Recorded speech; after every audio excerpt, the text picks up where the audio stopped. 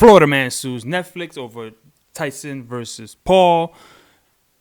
Because what? Well, something we all experience. But first, if you're new here, thank you for stopping in. And if you're an older subscriber, thank you for also tuning in and supporting this small community. I'm hopeful that it'll keep growing at the way it is going. Right now, the algorithm is in and out of my channel, so I would love for you to just please press the like button, comment down below. I'm open to discussions, arguments, whatever you want to do. I love discussing boxing and big fights like this. So let's talk about this lawsuit. So it's a class action suit, first of all. It's an interesting one because this is something that I've experienced during my soft, unannounced live. It was pretty much a live that I did on this fight, just trying to figure out the bugs of how to stream over satellite because I don't have a cable right now or fiber optic. So I had to kind of figure out what the latency is and how well does it even drop in and out. So during that live stream, I kept I thought I was on point. Like I thought I was there. I was watching the fight alongside everybody else. What I didn't know was that the first time that it froze, for some reason I was like 5 rounds behind everybody else. I had no idea until my wife told me. While I wasn't experiencing the buffering, for some reason, it was just weird. I guess my event didn't come on live until about 5 rounds into the first fight that I tuned into, which is the Mario Barrios fight. And I thought I was on point. I thought I was calling. No wonder like people were tuning in and out because they were like, what the hell is he talking about? Which probably hurt the random people who just dropping in, right? Staying because they were like, I'm watching the fight and you're not on the same page. So bad, right? But this time it's Florida man versus Netflix. The lawsuit is $50 million. And it's a class action suit basically outlining that Netflix failed to deliver on its promise to deliver us the event that it advertised. Meaning over 100,000 people apparently had filed official complaints against Netflix. I guess to some sort of either call-in or however they did that, saying that they experienced these issues. Don't know if they asked for any money back. But this man saying, well, Netflix was ill-prepared to deliver the entertainment that it promised us that we would have on the night and day that we would have it. Fair, because a lot of people were saying that the last time they did, I guess, a football event or something to that effect, maybe it was UFC, I'm not sure. I think it was a football game. The same thing happened. It was like it crashed Netflix. And now to have a chance again to rectify the situation, one of the biggest names, not the biggest name in boxing, past, present, and possibly future, but for sure just present that just happened. I mean, shoot, Serrano and Taylor, at the time of their fight, it peaked at 55 million viewers. That's crazy. It is the largest viewed women's sporting event of all time, period. U.S., I mean, listen, Clarissa, it'll be all right. And so the question is also, is this the future of sporting events?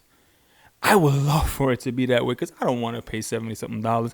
Now, if you think about it, a lot of folks now are being reported that they kind of pause the subscriptions, right? Because it's like too many damn apps for entertainment. So people are not to save money. They're pausing subscriptions, and then they're only buying them back again for that month when something big or they accumulate enough shows and they come back and they go ahead and get the subscription again until they finish those shows and they opt out again. Well, think about it like this. If 65 million people would have purchased Netflix, like if they were out of it, right, out of it, and let's say 20 million people repurchased, that's even at the price point of $15. That's a crazy number. That's more than any other pay-per-view event that you would ever. I mean, I don't know the math. I didn't just thought about it right now, but think about it. Just go ahead, you do the math. But I'm pretty sure it's way more than any other goddamn pay-per-view ever. Because if you think about it, I think Pacquiao might have, or McGregor. I think Pacquiao and McGregor did like 2 million or something like that. But imagine if 70 or 30 or 20 or 15 or 10 million people bought it for $15. That's a lot of damn money.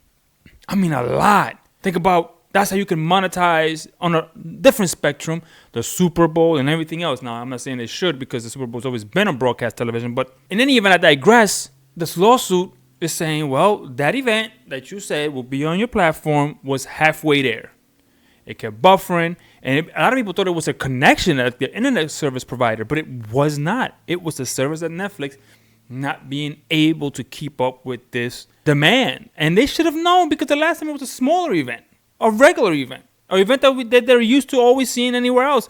And because you have more eyes than anyone else, more subscribers than anywhere else, your lower subscriber count, your lower viewership count versus subscriber accounts is probably more than any other app, right? At your lowest, you probably have way more at their best. You should have actually prepared for it and you didn't. So this very smart guy decided in Florida, of course, Florida, they're going to sue Netflix and say, I want money back. I want $50 million. I don't know if a lot of people are going to join in now. And I guess I don't know how they're going to do the class action, where it's, if it's going to get spread out, through 100,000 people that actually,